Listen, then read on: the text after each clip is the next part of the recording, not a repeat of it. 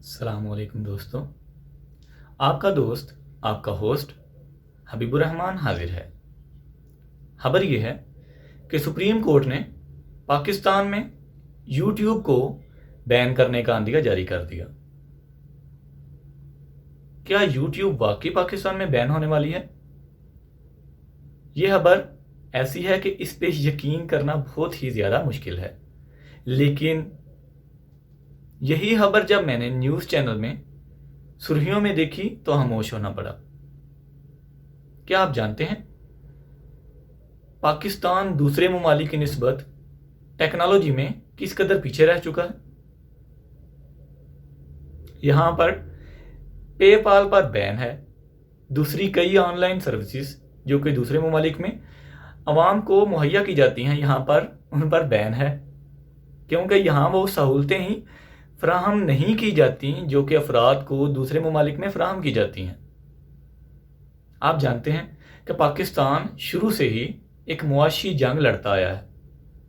यहाँ पर कर्जे लेकर हुकूमतों के फैसले किए जाते हैं, जहाँ दूसरे ममालिक नई जनरेशन को ऑनलाइन क्लासेस की मदद से नित नई इजादात सिखाते हैं, नित नई तालीमात देते हैं।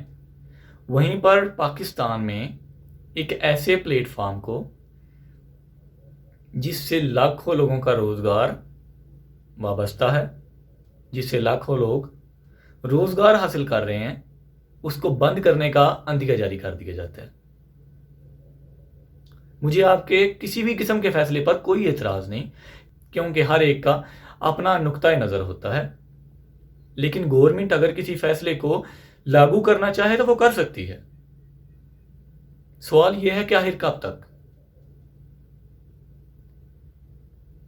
पबजी में 2 बच्चों की खुदकुशी का मामला और पबजी बैन। खान साहिब, यहाँ हजारों लाखों लोग जिनके हाथों में डिग्रियां हैं, भूख की वजह से अपनी जिंदगी हार जाते हैं, खुदकुशी करने पर मजबूर हो जाते हैं, तो फिर हुकूमत का बैन करना तो बनता है। लाइव स्ट्रीमिंग की मदद से यहाँ पर हजारों लोग अपनी और अपने घर वालों की कफालत कर रहे थे, लेकिन खान साहिब, आपकी बदौलत आज वो भी बेरोजगारों में शुमार हो चुके हैं। मुबारकां। कब तक आप ऐसे जाहिलाना और अहमकाना फैसलों को हमारे पाकिस्तान पे थोपते रहेंगे और बाद में ये कह के यू टर्न ले लेंगे कि मैं सियासत में नया था? इकबाल, तेरे देश का क्या हाल सुनाऊं। अस्सलाम वालेकुम।